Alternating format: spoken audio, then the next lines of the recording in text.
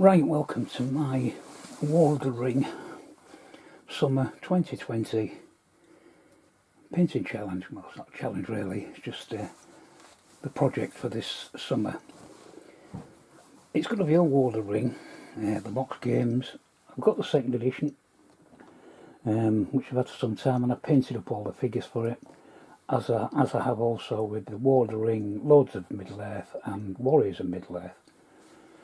But I did purchase a copy of the first edition, which isn't painted yet, so that's going to be the big project, and its expansion, Battles of the Third Age. Again, it needs to be painted up. But what I did say I would do was to do a comparison between the two editions. I'll do the core set to begin with, and then we'll have a quick look at the expansions. Compare the figures, the cards and all that sort of thing. I think the first thing to look at are the maps. So I'll get the maps out and we'll come back to them. Right, the maps are actually identical in size. I'm surprised at that. I was convinced that this first edition one, what we're looking at now, was smaller, but it's not. There are some differences with the board, not a lot. But if I just, what can I do with this person? I'll lift this bit up and put it on top of there. You can see straight away that this one is far more brown and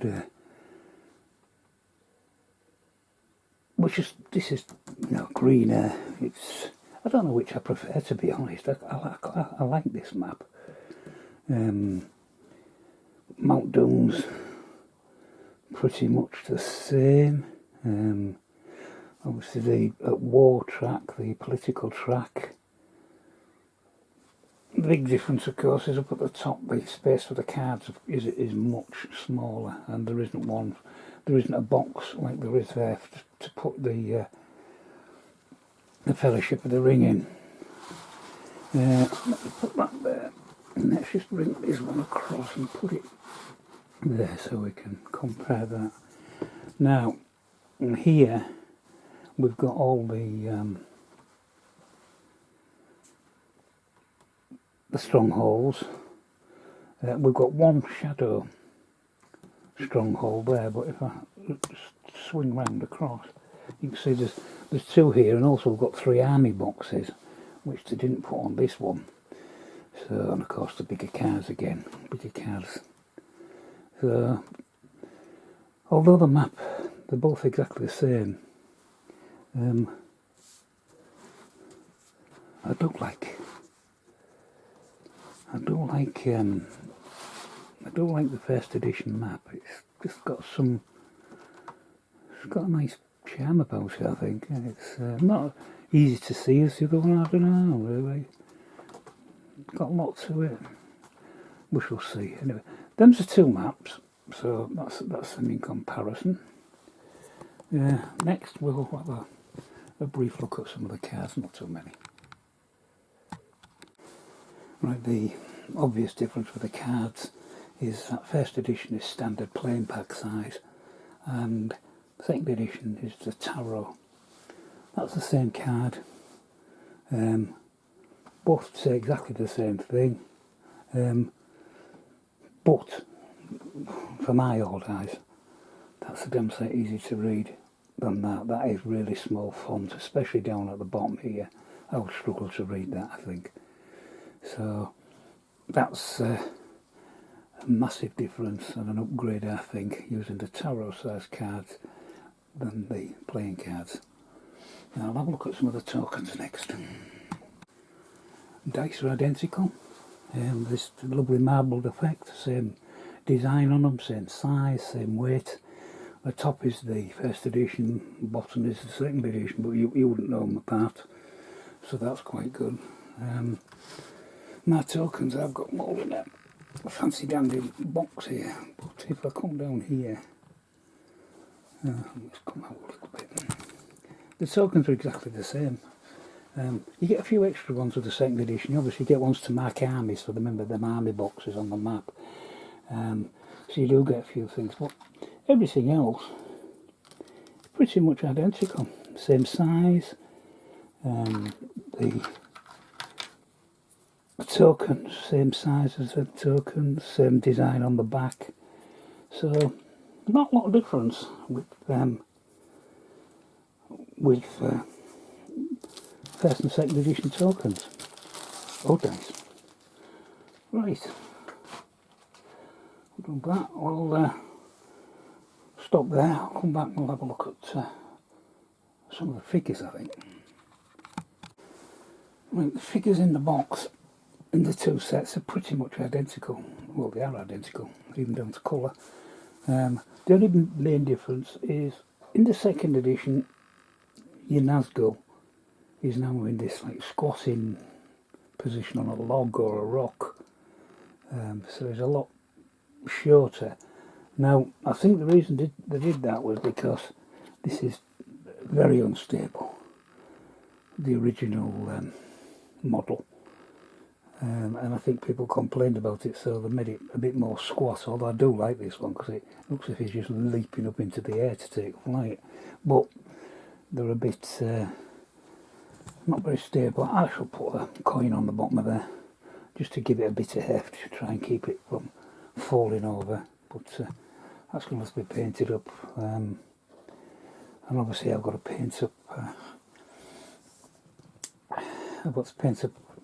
are more slightly different, not so much these, because I mean you can tell them apart straight away, but I want to keep both editions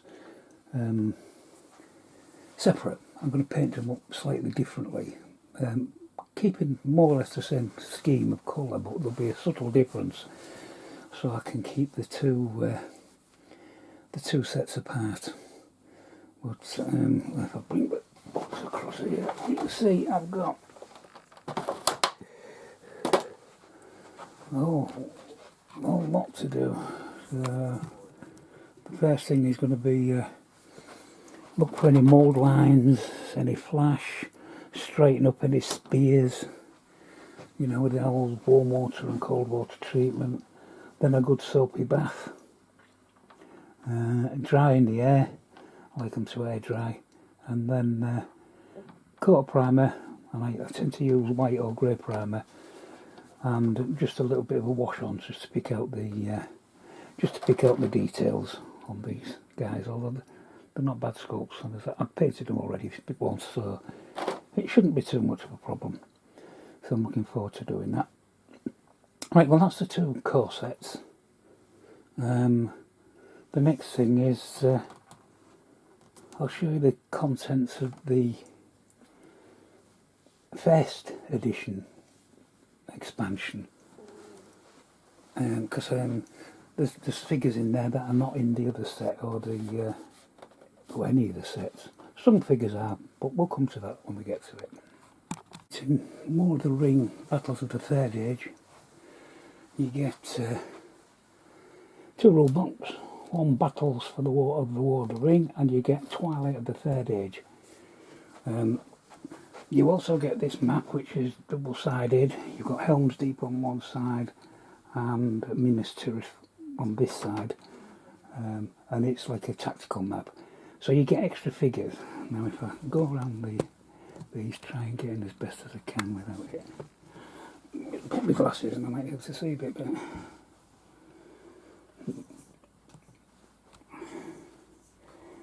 Yeah. Here we've got a bag full of trebuchets, I guess they are, catapults, trebuchets. Beyond that, we have a bag full, well I say a bag full, I think there's 6. A bit closer. And they are siege towers. Don't know what this is showing. Siege towers, and you get half a dozen of them. I mean, if you're attacking Helm's Deep or Minas Tirith, you're going to need that sort of stuff. Now we also get some Dunlendings. Well, we got them in one of the expansions for the second edition. We get some extra Uruk-hai. I think there's looks to be about 6 or 8 in that bag. We get the ships of Umbar, so I've already got them again, got that in the Warriors of Middle-earth, so I've got another 8 ships there. We've got these orcs, oh, sorry about this, got these orcs with crossbows. We've got some Southron and Easterling cavalry, and of course we've got a bag full of Ents. They're all painted, oh I finished it, they're all blue, so they'll have to be painted up. And if I just come down here a little bit, you might not be able to see this so well because we're in a bag, but there's another Ent in there in grey. I think it's the same sculpt, but I'll try and make him into Treebeard. And then there's a Lady Galadriel figure in there, and we've got a Witch King and a Balrog, which again we got in the expansions. Now down here we've got, for this game they give you an extra set of figures for Rohan, and you get extra figures, leaders and figures for Rohan and Gondor, and an infantry unit there. Where is he? Where is he? Can't see him now. Oh, too far away. There he is. Infantry unit, you get some more of them. Now again, and the leader figures down here, these grey ones, come out from the way a bit. These grey ones, I think they're supposed to be named leaders. You get tokens in the game for different leaders, because they come on this track at a certain point. So again, they'd have to be painted up differently to what I've already painted up my other figures. To keep all the sets, you know, as they should be. I don't want extra getting from one box into another. I want them all to be in the right boxes, so that when they get to be played, I know exactly which the figures of which set they're from. I don't want to get them confused. Now you get a load of cards. The playing card size in this one, obviously it's the first edition, and these are more battle cards.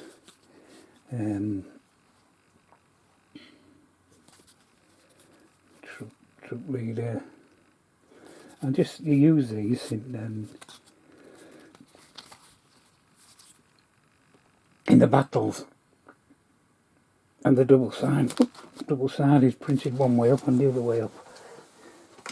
So depending on whether you're fighting for Rohan or Gondor, is whichever way you have the card. So you've got two races with 2 things on one card, which is quite a neat little idea. You get lots of tokens. I won't go through all them, so I don't even know what they all are myself yet. But similar to the ones, same style, art style as they have in the Lord of the Rings game. Now, you get all these figures, but of course, you're supposed to use your base, your core set, to completely fill up your armies. These are just extras that you're going to need to play this game. You're still going to need a core set to play this game. But it'll get painted up, and we'll see if we can have a battle on these boards eventually, once it's all painted up. So right, I'll stop there. Not very long enough for a first part. And I'll come back once I start painting, I think, and show you how I'm getting on. So thanks for watching, and I'll speak to you on the next one. Bye for now.